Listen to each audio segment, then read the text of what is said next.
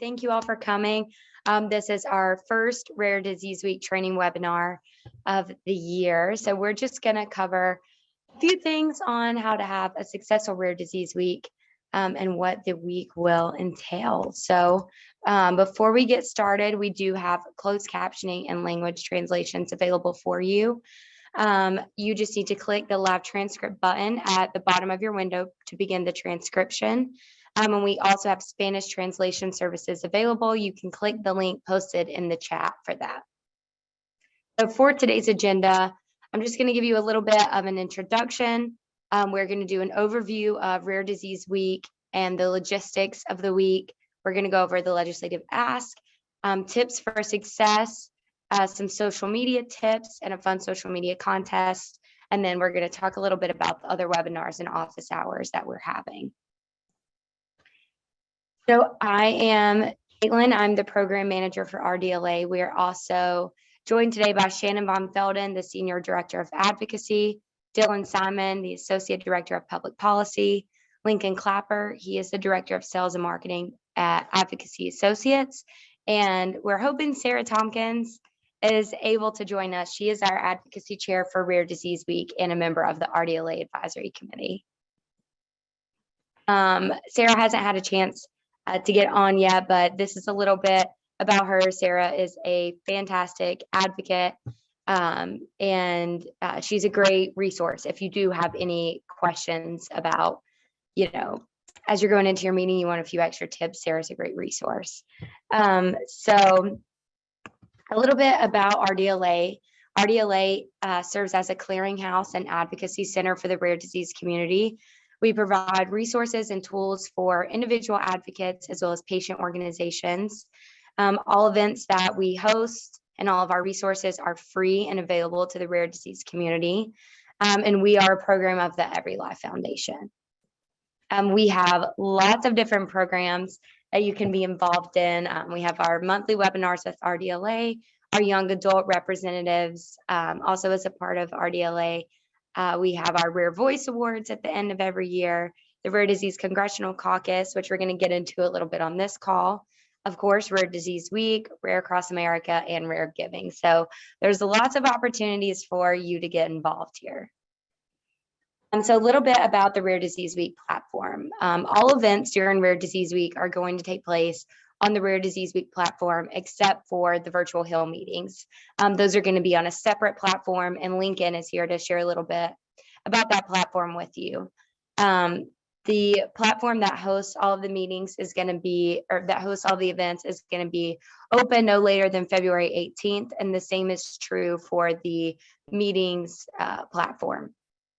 You will have access to the schedule of events, the agenda for Rare Disease Week, OnePagers on our official ask, resources, patient organization exhibits, and you'll be able to network with other attendees on this platform.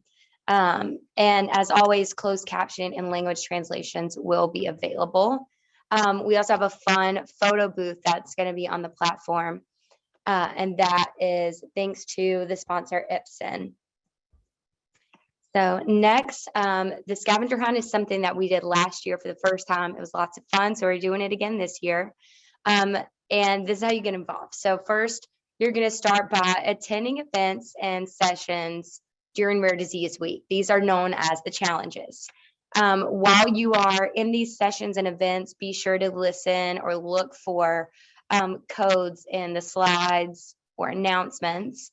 And then you will go to the platform and click the gamification icon on the navigation pane on the left-hand side of the screen. And there will be a list of challenges. You find your challenge and enter the code that you received. Make sure you hit submit those so you can earn your points. And then at the end of Rare Disease Week, the top 50 point earners will be awarded a grant ranging from $1,000 to $5,000 each for the rare disease organization of your choice. So we will be giving away $100,000 again this year for Rare Disease Week. So we are going to start by going over all the events for Rare Disease Week. So as you all know, Rare Disease Week is February 22nd to March 2nd. Broken up into 2 weeks, we're going to have 3 days each week of events. So the first day is February 22nd. We will be having our Caucus Briefing, We will have an exhibitor hour for other organizations who are having exhibits on the platform, and then we will have our documentary screening. The following 2 days will be our legislative conference, and after the second day of legislative conference, we will have the YAR meetup. Rare Disease Day at NIH is going to kick off our second week on February 28th. Be sure to register for this event separately. You can find the registration on the Rare Disease Week website for that. And then our last 2 days will be your Hill meetings. The first day is going to be meetings with representatives. The second will be meetings with senators. And as always, if you have registered for any of these events and you're not able to attend, please let me know, especially the meetings with your members of Congress. If something comes up, we understand, just let me know so we can be sure to adjust your meeting accordingly. So the first event, our Rare Disease Congressional Caucus Briefing. Like I said, this will be Tuesday, February 22nd from 1 o'clock to 2:30 p.m. Eastern. This caucus briefing is going to be about accelerated approval. So the title is The Accelerated Approval Pathway, Reflecting the Rare Disease Community's Priorities of Rigor, Safety, and Urgency. So we have some really fantastic panelists and moderator who are going to come and cover this. It's going to be great. If you haven't registered for this, I highly recommend it. We're also going to have our rare disease documentary screening. So this year, our documentary is going to be Do Something. This is going to show Tuesday, February 22nd from 5:30 to 7:30 p.m. And just a little bit about the screening. So this is about two young parents who had their first child. It's a perfect baby boy named Jeffrey. But months later, it becomes clear that something is wrong. And Jeffrey's diagnosed with a rare disease that leaves him frequently sick and susceptible to even the most common cold. He begs his parents to do something. And although they try, he ultimately succumbs to his illness at the age of 15. So out of their devastating loss, his parents turn their endearing love for each other to find the strength to fulfill their promise to Jeffrey to do something. So with just $500 in the bank, the couple sets out in search for answers for what took his life. And guided by Jeffrey's memory and the hope to help just one child, they turn pain into purpose and end up touching the lives of parents and children across the world. So this is a very powerful documentary, and I hope you'll all be able to join us for this.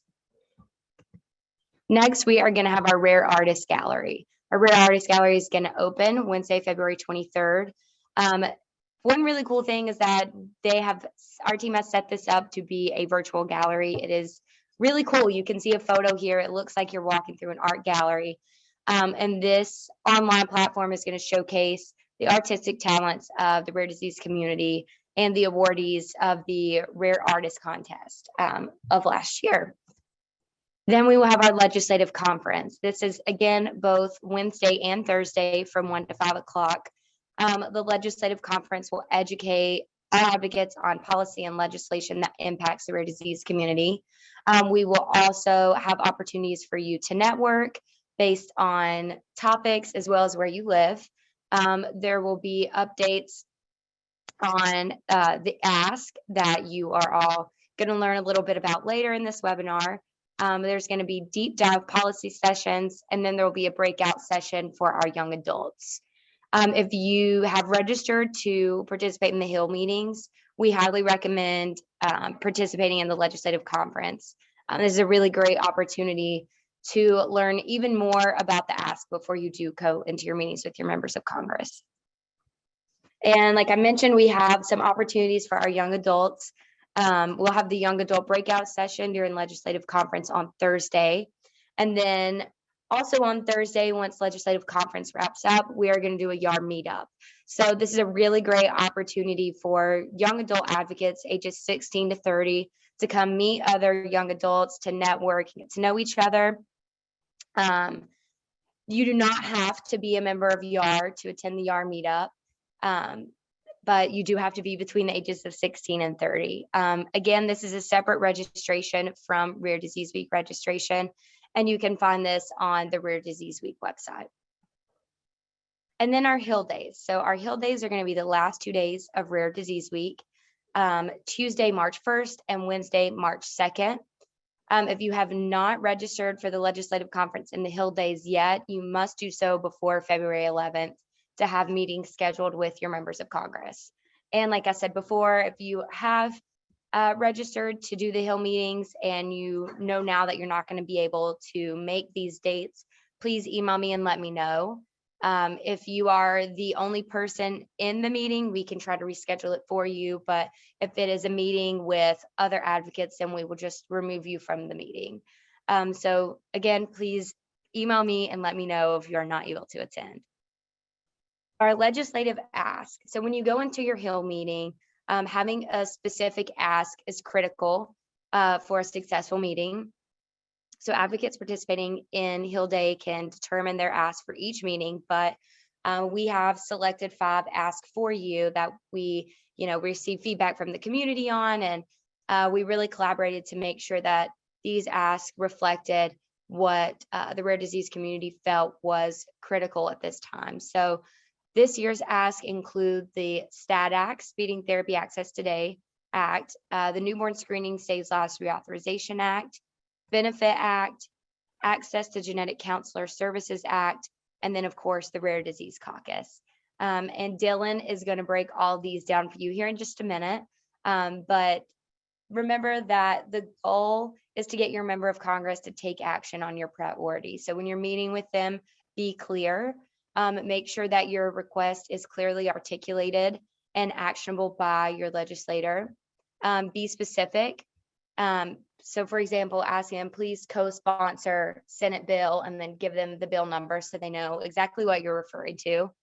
And it's important that each advocate should have no more than 2 asks. So you will have other advocates in your meetings with you, and we want to be sure that everyone has time to speak if they would like to do so. So please make sure that no advocate has more than 2 asks.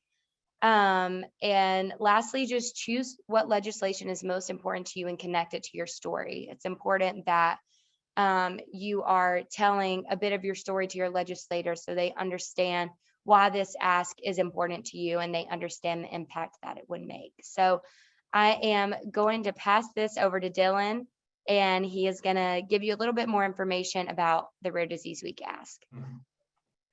So yes, so our first ask is the Speeding Therapy Access Today Act, or the STAT Act, which we are really excited about, and we have seen some great progress over the last year, and hope to continue that progress going into next year. Next slide, please. So a little bit about what the STAT Act is. So again, just a little background. It is a bipartisan, bicameral bill that was community-led. I think that's such an important part of this bill, that we did speak with the entire community and spent over a year drafting the bills, speaking with stakeholders, and really coming to these solutions that would best impact the rare disease community to really, again, speed up the access to therapeutics. So again, what exactly does the STAT Act do? It works to improve rare disease coordination and stakeholder engagement within the FDA by creating a rare disease center of excellence. So FDA is a big place, and you can have rare disease experts in different centers. And so what the Center of Excellence would allow for it to do is really work to kind of bring all of the rare disease experts within the FDA together so that they can work together better to increase the amount of therapies can get approved, as well as just better open those lines of communication, which is always known to be a good thing. Second, it's going to inform rare disease policy and actions by creating a rare disease and coalition drug advisory committee, as well as fund regulatory science and related activities to support the development of therapies for very small rare disease populations. Obviously, the rare disease population is so huge, and a big part of that is the ultra rare disease community. And so we wanted to ensure the fact that there was an aspect within the STAT Act that addressed those very small rare disease populations. In addition, we want to strengthen rare disease patient access to FDA-approved therapies by enhancing the FDA and CMS's coordination. And so essentially, we just want to provide a way for FDA and CMS to talk to each other about these new rare disease therapeutics. Because as these new therapies are starting to come down the pipeline, it's beneficial for CMS to be aware of them so that they can start preparing for when they are approved and we'll need to start covering them. And so we're very thankful for our lead sponsors, Senator Amy Klobuchar and Roger Wicker in the Senate, and Congressman Belarakis and Butterfield in the House, who also happen to be our Rare Disease Congressional Caucus co-chairs. So we have reached 27 co-sponsors, both the House and the Senate combined, which is a great start. We're really excited about the progress that we've made and want to continue in that effort this year. And just to echo something that Caitlin said about the Be Specific, I think a great example is the STAT Act, because if you go to congress.gov and put in STAT Act, there are a couple other bills that have that short name, have a title of the STAT Act. So you're going to want to come with the bill numbers themselves. And it's just to help the staff, because the congressional staff have a whole bunch of meetings with a wide variety of stakeholders, and the easier that you can make it for them by being specific in your ask, the better it is. Next slide, please. So the second ask is the Newport Screening Saves Lives reauthorization. So this has been an ask for the last few years because critical programs expired as of September of 2019 due to the reauthorization failure to pass. And so this bill has been introduced both in the House and the Senate, and they had the same language this session, which was an improvement over last session. And the House did pass HR 482 on June 23rd through a large bipartisan fashion. And so, but the Senate still needs to act. And so we are continuing to work with those on the Senate side to try and get it passed. But reminding House champions, Senate champions, that this is still here, that I know we've been talking about this for 2-3 years at this point, but this bill still hasn't passed yet, and reminding them and letting them know that it's still there.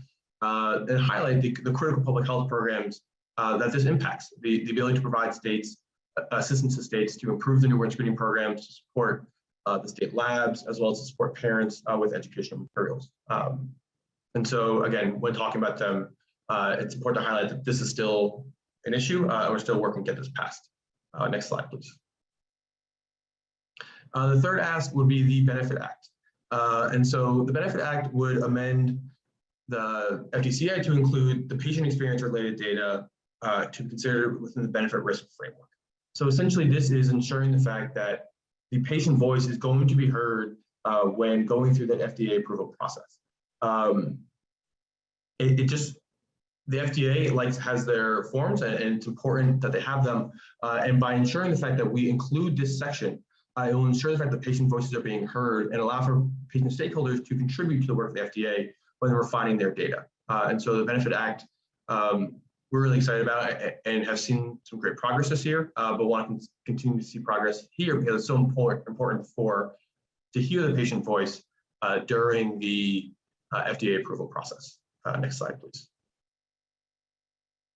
And then the last legislative ask in terms of bills themselves is the Access to Genetic Counselor Services Act. This legislation would provide benefit to the Medicare program by ensuring the fact that genetic counselors are covered as within the Medicare program. And so as a practitioner, they're not currently covered. And so this would allow for that to happen and allow for Medicare beneficiaries to have access to genetic counselors. And they're so important in their work, in all the ability they're able to do with the patient and working with them to really understand the genetic services and that entire aspect of their care.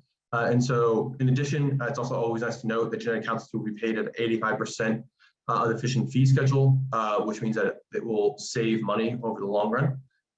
So we're really excited about this and hope to continue to see progress. And with that, I'll pass it over to Shannon. So the fifth ask is the Rare Disease Congressional Caucus. So as you can see here with the numbers, there are already 159 members of the caucus in the House and 27 senators who are members of the caucus in the Senate. So this is not applicable to every meeting, and it's a great talking point. You can quickly cover this in a meeting during introductions or when you talk a little bit about your relationship to the rare disease community, to ask your member to join the Rare Disease Congressional Caucus if they already haven't joined, or to thank them for being a part of the Rare Disease Caucus. Next slide, Caitlin. And just for your background, a little bit about the Rare Disease Congressional Caucus. There are hundreds of caucuses on the Hill, from really important policy issues to a soccer caucus, So the Rare Disease Caucus is a really important one because it helps give the rare disease community a voice on Capitol Hill. And some of the ways that they do this is they hold quarterly briefings to update congressional staff on policy issues that are impacting the rare disease community, such as the one that's going to be held during Rare Disease Week on accelerated approvals. And one of the main purposes of us asking members to join the caucus is that we want every member to know about rare diseases and to know a rare disease patient in their district. So this is a really quick talking point, does not need to be, a very lengthy ask, and it's really easy to fold into your introductions and whatnot during your meetings.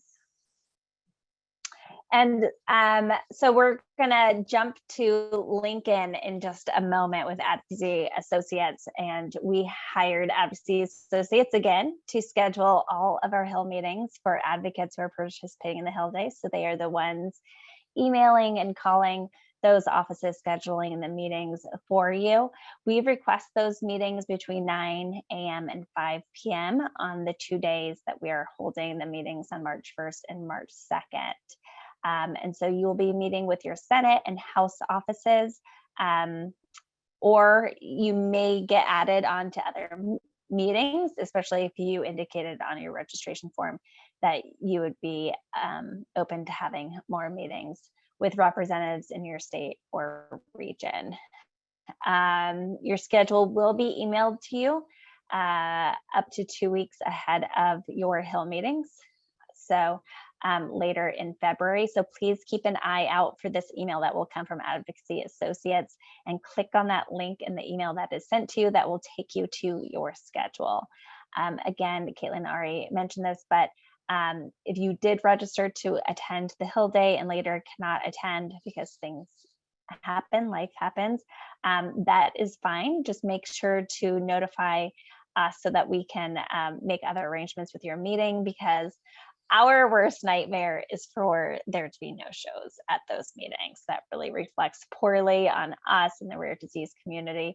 And so it's just really important to us that if you aren't able to attend, to please let us know.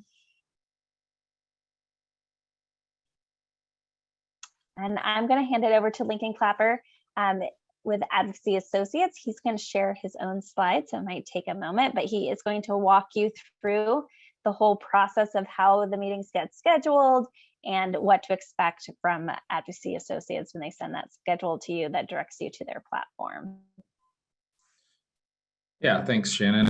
Let me try and do this here.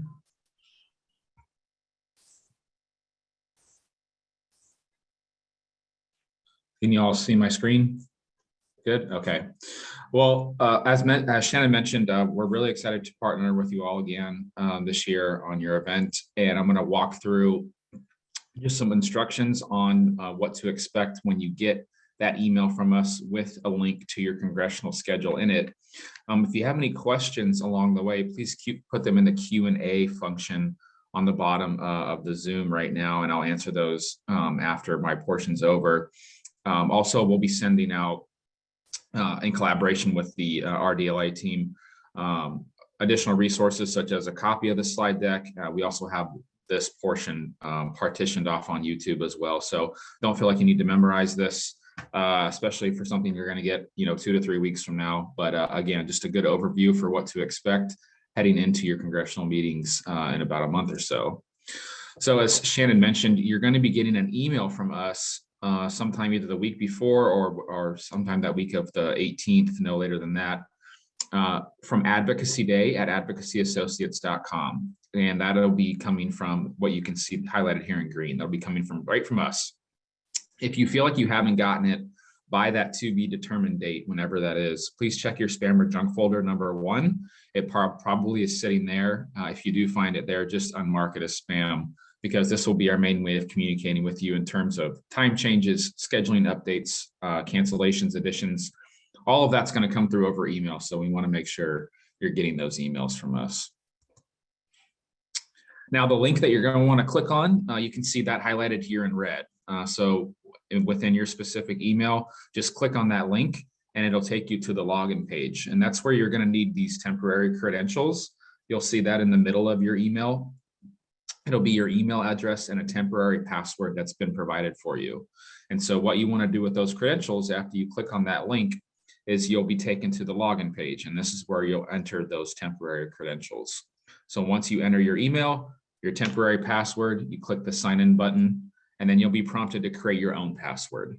This is a process you only need to do one time. So once you set your new password and you click the send button, you'll be logged into your schedule. You will remain logged in on your device, on your computer. So you only need to do this one time. But again, this password, by setting this password, you'll be able to access it from multiple devices if you need to. But other than that, it'll be very simple, similar to an app on your phone. Now, if you forget your password at any point, or you become logged out of your schedule accidentally, you can just click the forgot password link on the login page and you can reset it. It's a very simple process. If you're still having issues getting into your schedule at that point, we will have a support link in that initial email from us. So you can always visit the support link there and you can reach out to our team individually. That'll be the fastest and most efficient way to get any issue resolved. So don't contact Caitlin or Shannon or anyone at RDLA because they're only going to point you to us. So just click on the support link if you have any questions at all. Now, once you're logged into your schedule, you'll see a home dashboard that'll look similar to this.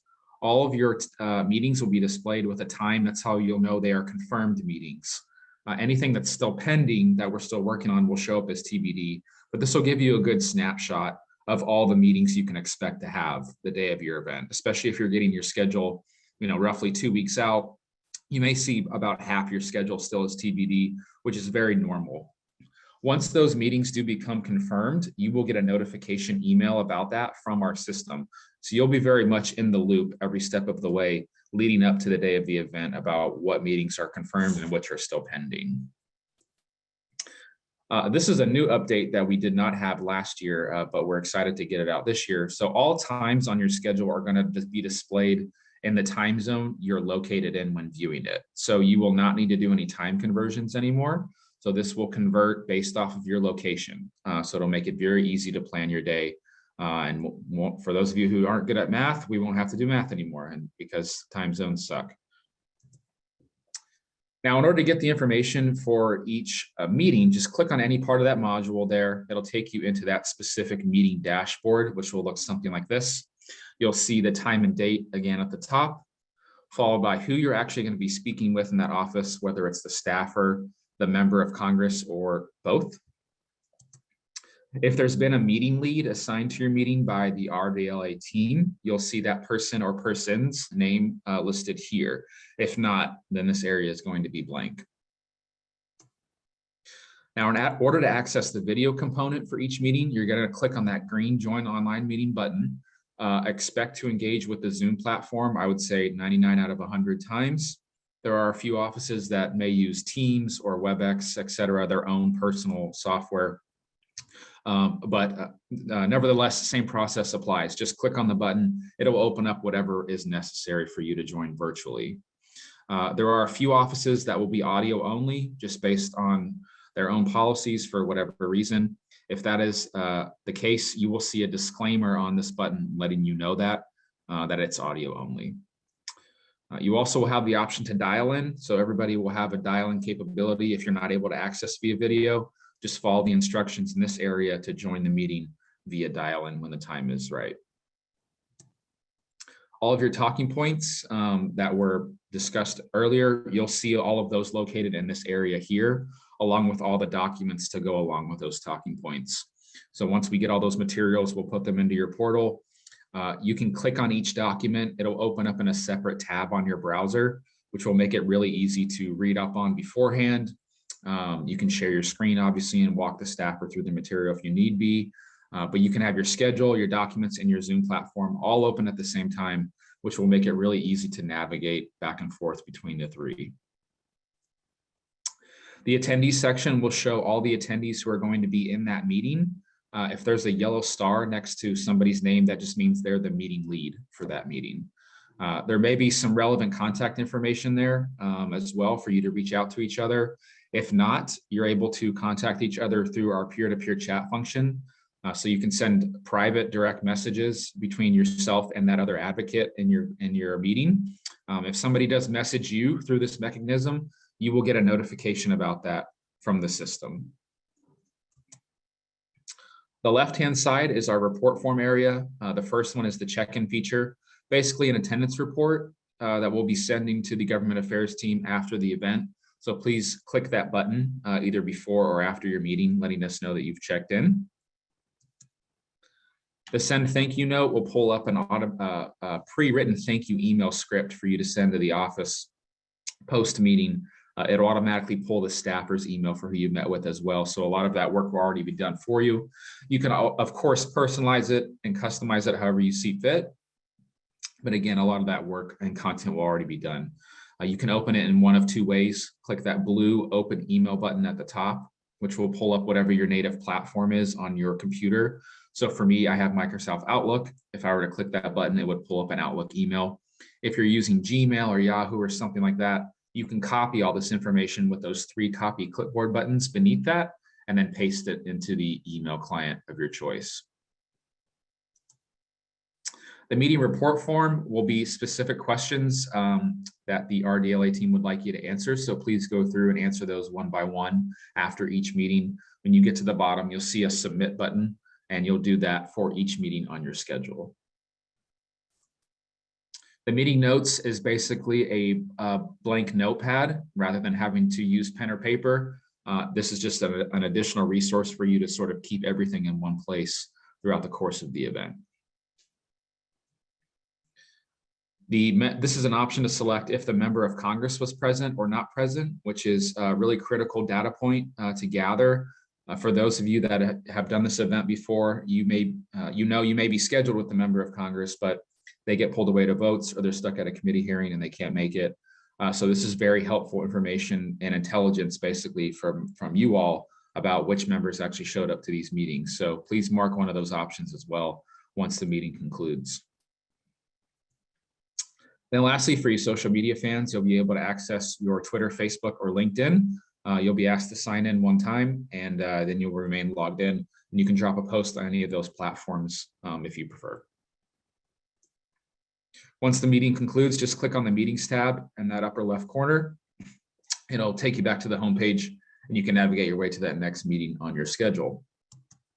There's also a legislators tab where you can view bios for everyone that you'll be meeting with. So you can read up on that beforehand. You'll have links to all their social media pages as well if you'd like to kind of see what's what in terms of what they recently have posted or are talking about.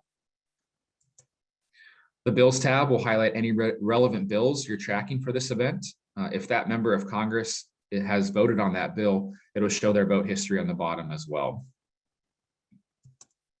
The news tab will pull any relevant news articles they've been mentioned in online, and you can read about those online in your free time. And the committees tab will highlight all the committees that member of Congress is currently serving on.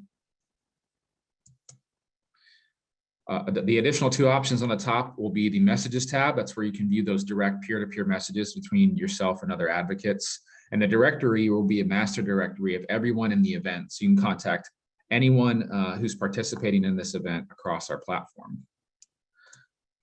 The last option on the top tab is something I really just want to hone in on here for a second, is the support tab. So this is if you have any questions at all, whether it's scheduling related, technical support, you can't make a meeting, really anything and everything at all, please go to the support tab.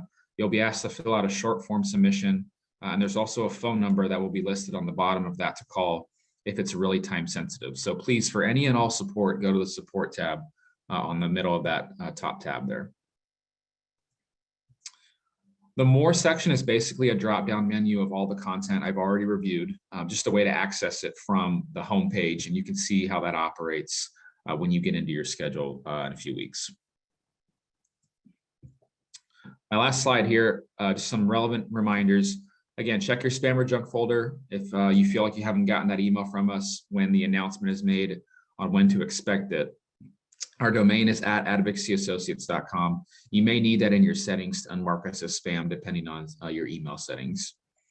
We're asking everybody to call or get into the video portion of their meeting 10 minutes prior to the start time. This will allow you just to touch base with the other attendees in your group about roles, and also just to make sure everyone's present. That way, when the office joins, the meeting can start right on time. All times on your schedule are going to be shown in the time zone you're located in when viewing it, so you will not need to do any time conversions. You're going to get a reminder email from us 1 hour prior to each meeting throughout the course of the day. This is also going to include a link to your schedule in it. So once you've logged in that first time, once you click on those recurring links and those reminder emails that you'll get from us, you'll be automatically logged into your schedule. If the office doesn't join your meeting within 10 minutes past the start time, please contact us. Again, there will be a help number in the support tab if you need to call us for a time-sensitive issue like that. Please recognize these meetings may go anywhere from 15 to 30 minutes, so just prepare your pitch and talking points accordingly. Any changes to your schedule the day of the event is going to come through over email. It's very important to keep that in mind. So whether it's a time change, a cancellation, an addition, all of that's going to come through over email. So just make sure you're monitoring your email pretty regularly throughout the course of the day. Make sure you're in an area with good Wi-Fi connection, as again, most, if not all, of your meetings will have a video capability to them. Please mute your microphone whenever you are not speaking. And lastly, just know your audience, ensure you have an appropriate background, as you'll be speaking with both Republicans and Democrats throughout the course of the event. So that being said, very much looking forward to working with you all again this year. And I'll turn it back over to Caitlin from here. Thanks you.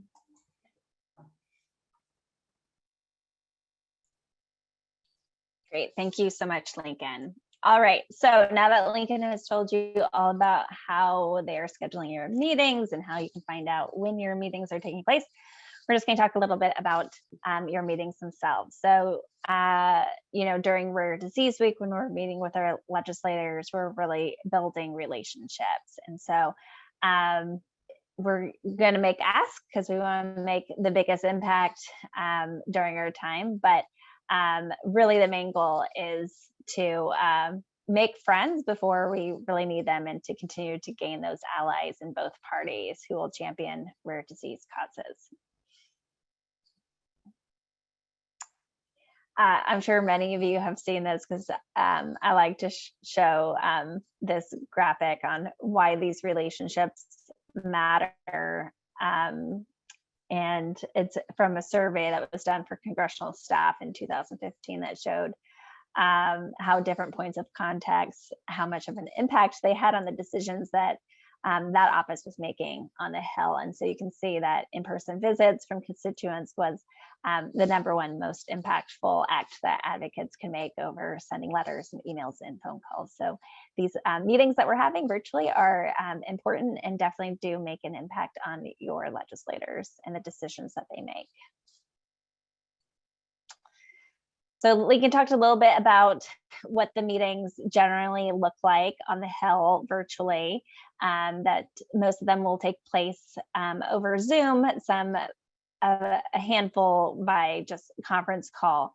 And these meetings look a lot like they do in person, just over Zoom, like we're all accustomed to now. We suggest that participants in the meeting start with short introductions of their name, what their rare disease is, where they live. We suggest, if you have about 4 or 5 in your meeting, having a couple people in your meeting tell their story. We like to say those 2-minute stories about their rare disease and relating it back to the asks that they're making. And then since we do have a lot of asks, those can be spread out over multiple people, especially in our larger meetings. You'll have not only folks making those forward legislative asks that RDLA has suggested, but also other asks from the community as well. And so especially if you have many people making asks, we suggest just 1 ask per person. And we just want to make sure that people know that even if there isn't time for you to tell your story, you can most definitely follow up with the staff person afterwards to share more details about their story. All of those staff emails will be on the Advocacy Associates platform so that you can follow up with them after the meetings.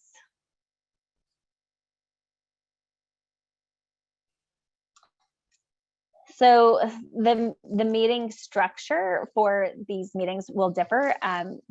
It'll depend on which state and congressional district you are in. If you're in a small state and a small district, your meetings will have much fewer people than the larger states like New York and California will for their Senate meetings. So for those meetings that have 5 or more advocates scheduled to attend, a team coordinator has been assigned to those meetings. And that team coordinator is asked to help coordinate and plan those Hill meetings before Rare Disease Week. So we will be having a webinar with the team coordinators next week, where we will ask the team coordinators to reach out to everyone who's attending meetings with them and help coordinate who will be making asks, who will be sharing their stories, the order of introductions, etc., for those larger meetings. If you do not hear from a team coordinator and you see on your schedule, for instance, that there's more people in your meeting, we certainly encourage you to reach out to the participants in your meeting. You'll have access to those email addresses as well. You can also let myself or Caitlin know, and we will reach out to those team coordinators to see what is going on. Like Lincoln mentioned, the meetings are scheduled in 15-minute increments. They may go longer sometimes, especially virtually, since we're not running from place to place. We have a little bit more time to spend on a meeting, so that you should plan, for the worst, the 15 minutes, the quick, get in there, tell your story, make your asks, and go. And then, if you have that extra time, where you can share more, you can ask more questions, have the staffer ask more questions of you, you can have more conversation if you have more time. With 1 to 4 people, each person should be able to get at least a couple of minutes to speak. So we want to make sure that everyone gets a chance in those smaller meetings. In a larger meeting, like I had said before, the team coordinator will help decide, who tells their story and makes the ask during their meeting. Everyone might not be able to speak, but everyone should be able to introduce themselves. And even if you don't get to tell your whole story about why this matters so much to you and your connection to the rare disease community, your presence certainly matters. There is really power in numbers. I mean, to get onto one of these Senate California meetings and see dozens and dozens of people, that certainly makes an impact to that staffer or that member, to know that this was so important to so many people to be there on that day. That is certainly powerful.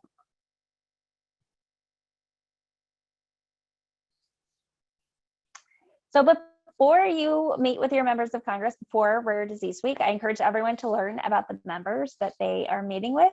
If you haven't already, you can look at their website, their Facebook pages, see what's important to them, check out whether they're a member of the Rare Disease Caucus. You can do that at rarecaucus.org. Learn about the bills you want to discuss. Those one-pagers on each of those 4 legislative asks will be posted on our website at rareadvocates.org/RDW. So certainly study up on those one-pagers and attend the legislative conference, where we will go into much more detail on those pieces of legislation, amongst other things. Practice telling your personal 2-minute story.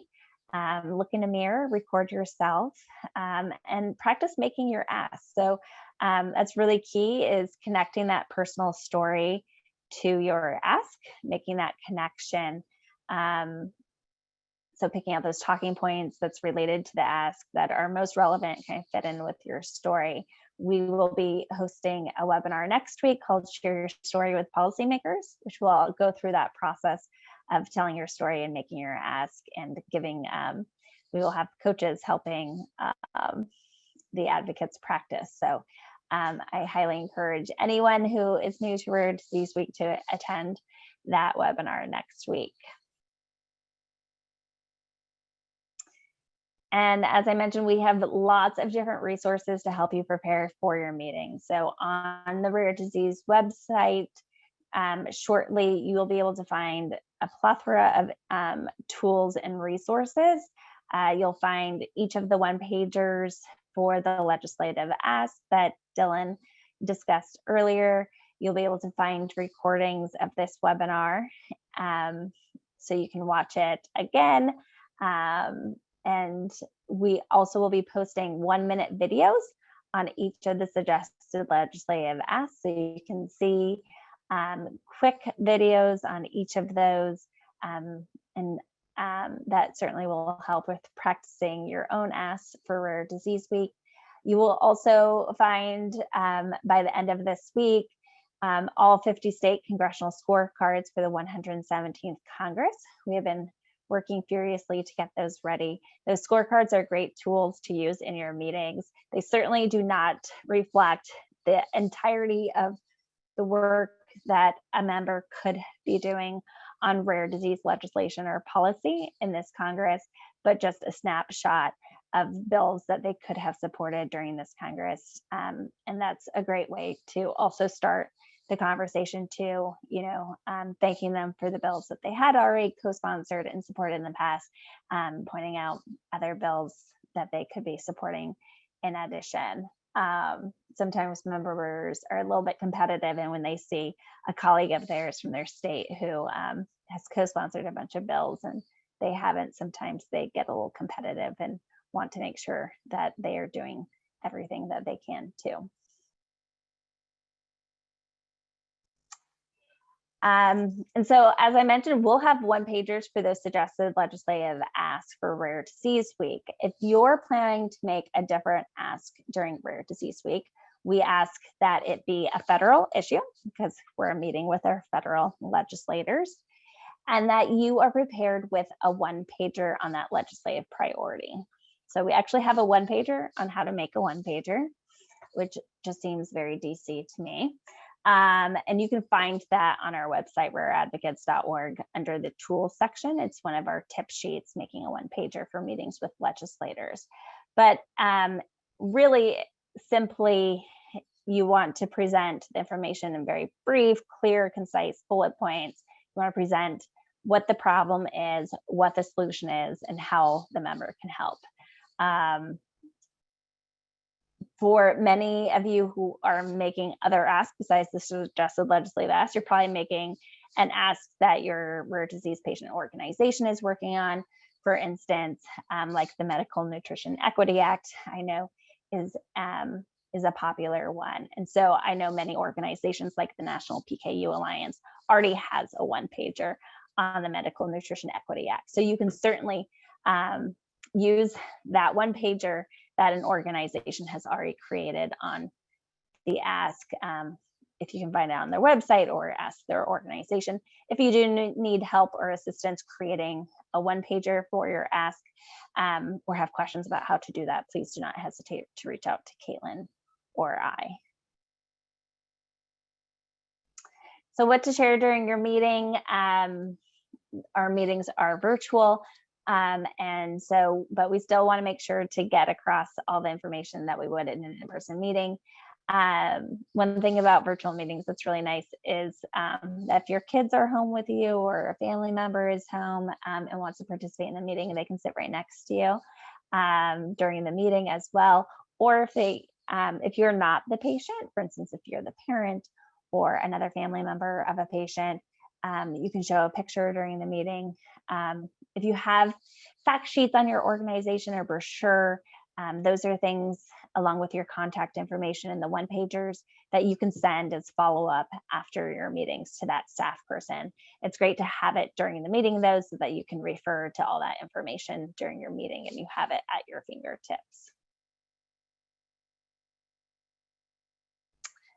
And I think that at this point, we're all kind of pros at Zoom since it's been 2 years, but it doesn't hurt to just give some quick tips and reminders that on Zoom, to look and sound your best, there's some great key tips. You know, make sure your lighting is not behind you. I actually had to turn around my desk today for this webinar so that you could actually see me, because usually I have a big sliding glass door behind me, and with the light behind me, you cannot see me. Make sure that the view behind you is appropriate. Using Zoom, you can also blur your background out, which makes it a little bit easier, that people can't see the pile of laundry or the mess of your kitchen behind you when you blur it. And then your audio, make sure your audio works. One tip, if you don't already know this, is if your connection is a little bit unstable, if you stop your video on Zoom and just use your audio, that will significantly help so that people can hear you. They won't be able to see you. But I know often I have to use that myself when my Wi-Fi isn't working to its full capacity, and that's helpful. We had a webinar a couple of years ago at the beginning of the pandemic on social media, and it went through tips for using Zoom, and you can still find that recording on our website if you're interested in learning more about best practices for virtual meetings.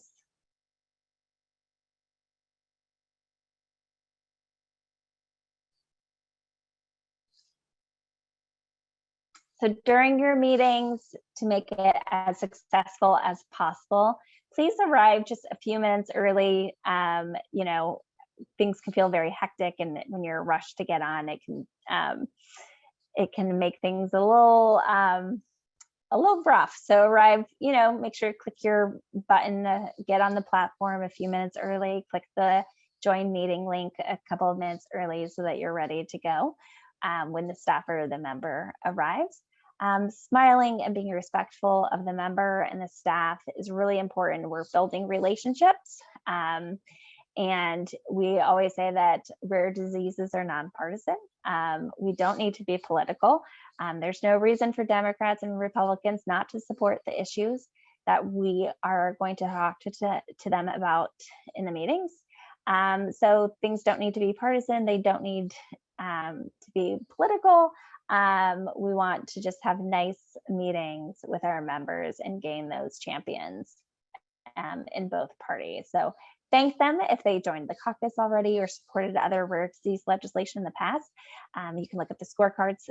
That's a quick and easy way to look this information up before your meetings. And yeah, like I said, avoid talking politics. There's no need.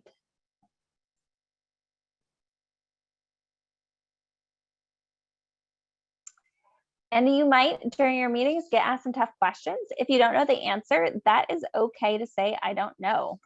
You are an expert on your experience as a patient or a caregiver. You're not a policy expert. You might be, actually, but you're not expected to be one. So if you don't know the answer, just let them know that you'll find out and get back to them. Please let us know if there's any questions that staffers had. We're happy to find the answers if we don't know the answers.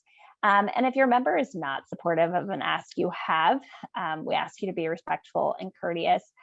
Like I said, this is about building relationships. So a yes doesn't exactly, isn't the only success to have during these meetings. Yes, it is very exciting when your member says yes and co-sponsors the bill or joins the caucus.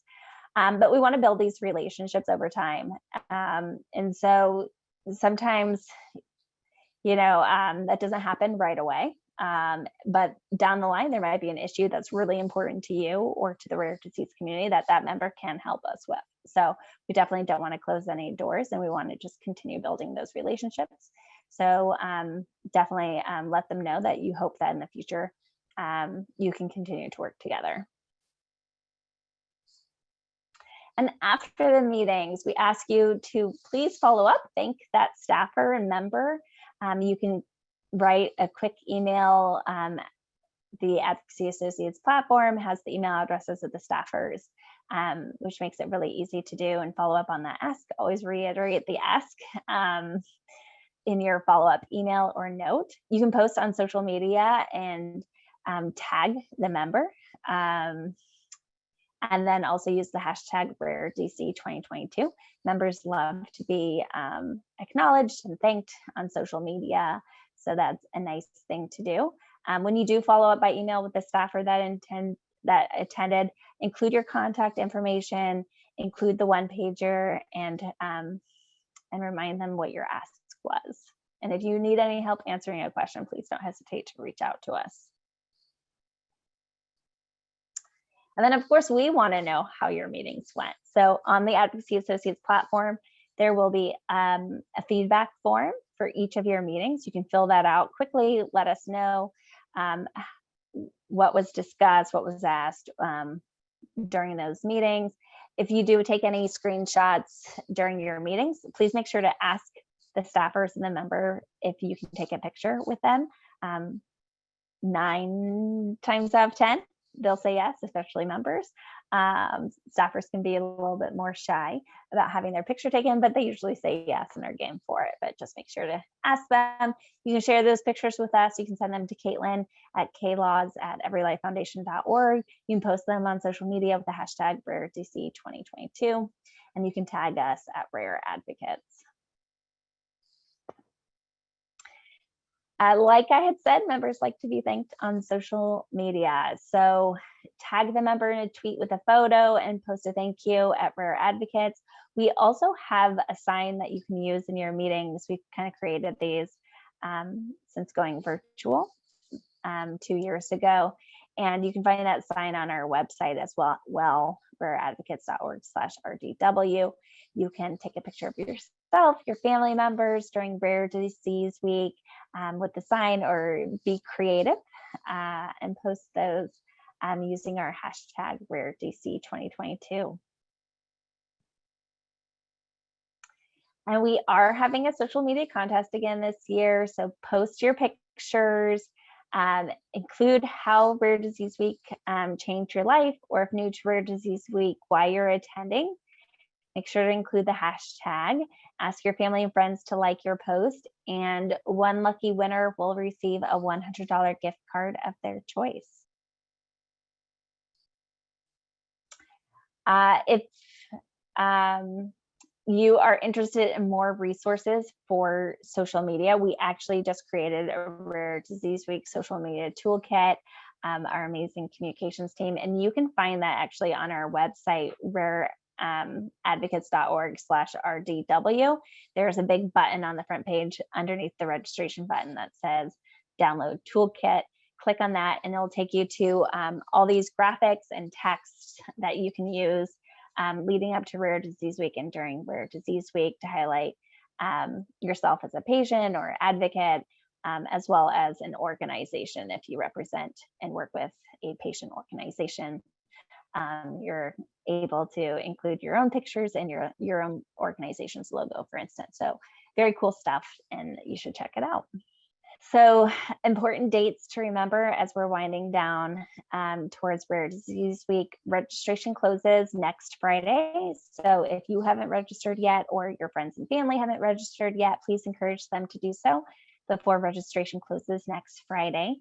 We have 2 more webinars coming up next week. So the first one is on February 9th, and that's for our team coordinators. If you volunteered to be a team coordinator, or were asked to be a team coordinator, you will receive an email from Caitlin asking you to be a team coordinator for your groups and for which meetings. And she will also include information about joining us for this team coordinator webinar. Then on the 10th, we have our Share Your Story with Policymakers webinar. I had talked a little bit about this earlier. This is a really great webinar. I love it. It's much more engaging. I know that this one, this is a lot of us talking, but the Share Your Story with Policymakers, you actually have time we put you in small breakout groups on Zoom with a coach, which is a fellow advocate or a staffer from our organization. And you actually get an opportunity to practice and get tips and other feedback from other advocates in your small group and the coach. And it's a nice way to meet other advocates and to practice telling your story and making your ask for your meetings. And then we're going to do more office hours this year after these webinars. If you haven't attended an office hour in the past, you do not need to attend for an hour. You can pop in anytime between 4 and 5 p.m. on the days of these office hours. We specifically have one for new attendees on the 11th. So if you're new to Rare Disease Week and want to ask, what the heck is Rare Disease Week about? Or I was a little bit confused during that webinar, or where do I find this? This is a perfect time to just come in, ask me and Caitlin, and we're going to have some members of our RDLA advisory committee who have attended Rare Disease Week many times in the past to help answer all of these questions. So for new attendees on the 11th, all advocates are welcome to come on February 14th from 4 to 5 p.m. And then our team coordinators will have a special one for you guys to come and ask questions and get any help you need to coordinate your meetings on the 15th.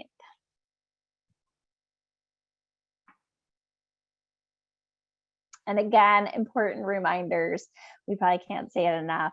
If your availability changes for meetings on March 1st and March 2nd, please let us know so that we can make sure to make those changes to the meetings so that we don't have any no-shows to them. All right, before we get to questions, I did want to give Sarah Tompkins, our advocacy chair for Rare Disease Week, a few minutes just to say hi and introduce herself. She had technical I feel like Zoom was against us today, Sarah, all of us. Zoom was not our friend today. But I want to give her a few minutes to say hi and introduce herself, and then we'll go into questions. So if you have any questions that we haven't already addressed, please enter them in the Q&A, and Caitlin and I and Sarah and Dylan are here to answer them. Thank you for the introduction, Shannon, and my apologies for being late this morning with Zoom URL links. Just one of those technical days. But hi, my name's Sarah Tompkins. I'm an Ehlers-Danlos syndrome and rare disease patient advocate. I'm also this year's Miss Wheelchair Washington USA 2022. And my first experience really advocating for rare disease came in 2015, advocating on a more state level to establish Rare Disease Day, February 28, 2015. And that really opened the floodgates to showing me how meaningful and purpose-driven my advocacy was, and how that really helped in part of my self-care. And I'm so lucky to have been able to attend Rare Disease Week since starting in 2017, 2019, 2020, 2021, and now 2022. So it's been a great experience. And I will mention, every single year I learn something new. And speaking to different advocates, regardless of your experience levels, you're always going to be learning new tips and tricks, and you're in such great company with this community because everyone is so kind in sharing their tips and best practices and helping support one another get on our feet and be the best advocates we can. This year is a little bit different, still being virtual, but remember in sharing your story that you are the expert. As long as you are speaking your experience and your truth and advocating for yourself, you're also advocating for others. And you are all going to be fantastic. And during this lobby day, I know in speaking to representatives, staff office people, and congressmen and women, that you will do an incredible job sharing your story and connecting the legislative ask, especially with the incredible foundation that Every Life and RDLA provides for all rare disease advocates.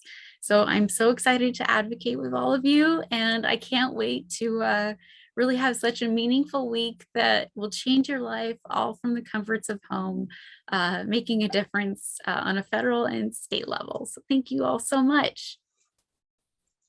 Thank you, Sarah. I know we answered a lot of questions while the webinar was going. Caitlin and I were furiously trying to answer questions, but I don't see any new ones yet, which I'm surprised that Caitlin must have been answering a lot while I was talking earlier. So we'll hang out for a few more minutes just in case. Any questions arise in the chat or Q&A box. I will say Caitlin, when I've go seen ahead. What I've seen a few times is if you're not sure what you registered for, how can you check? Email me and I can check for you. My email is klaws@everylifefoundation.org. And I'll check and let you know. Great. And I had seen a question earlier from Chris about if there was a way to see if your representative or senator had any history or data on their relationship to rare disease and rare disease advocacy. And I will say that my first meeting with my representative, Adam Smith, he very plainly stated that he was a military person, had no idea about healthcare, was not in any way sure about the rare disease Ehlers-Danlos syndrome and other conditions. He was a military guy, and yet in speaking with him and sharing my story, we realized we shared the same hip surgeon and had had a very similar hip surgery. And once I explained that hip surgery, imagine all of my tissue is like that, and I need shoulder and so many countless other surgeries for that kind of tissue weakness, he became one of my strongest allies and advocates and became part of the Rare Disease Caucus. And I formed an amazing relationship with him and his office. They've been so supportive. And for someone who thought they wouldn't understand, it's amazing that very small things you can connect on and that will really push the envelope towards not only developing that relationship, but making it easier when you're following up to really keep them posted on what's going on with your patient community and with rare disease legislation and policies. And it's just overall an invaluable experience. So I'm looking forward to all of you having that this year. That's a great example, Sarah, of how to build that relationship even when thank you. there isn't a connection on the outright. We do have a question. Yes, we do have a question from Brian about getting the invite from the advocacy login. So Brian, I think you're referring to getting that link to your schedule from Advocacy Associates. That is going to go out. I don't have a calendar in front of me. Caitlin, do you remember when those emails are going to go out? Yeah, I spoke with Grace today, and their plan is to get them out in 2 weeks. So at the earliest, you'll have it in 2 weeks. So when you get that email from Advocacy Associates, it'll have a link, and you click on that link and you'll go to the platform. But they're busy scheduling those meetings, so they won't send that out until they have the meetings scheduled. Otherwise, you'll all click on that link and it'll be empty and it'll be very disheartening. So, but yes, you will get that email from Advocacy Associates in 2 weeks.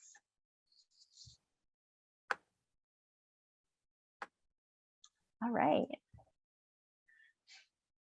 I can't believe usually we have so many more questions, I feel like, but that's great. I'm glad. Well, please, we are a resource. Caitlin, would you like to scroll down to our contact page so people can see how to reach out to us? If you guys do have any questions, Caitlin and I are very easy to get in contact with. At least we hope we are. That we really want to be as responsive to your guys' questions and needs as possible. So don't hesitate to email us. My email address is sbonfelden@everylifefoundation.org. Caitlin is klaws@everylifefoundation.org. And then, of course, this webinar is being recorded and will be posted on the website rareadvocates.org/RDW if you want to go back at any time to rewatch it. And Sarah just posted her email address in the chat as well. Sarah is a great resource as an advocate. She has been to Rare Disease Week in person and virtually many times, and does such a beautiful job in her meetings. And I'm sure she can give you points if you need any, or just let you know if you have any questions from the patient advocate side. I want to thank our sponsors who make it possible for us to be able to offer our programs and Rare Disease Week. We are very grateful to be able to do this work with you all. So thank you. Have a great day. And hopefully I'll see a bunch of you next week for our Share Your Story with Policymakers webinar as well. Have a great day, everyone. Bye.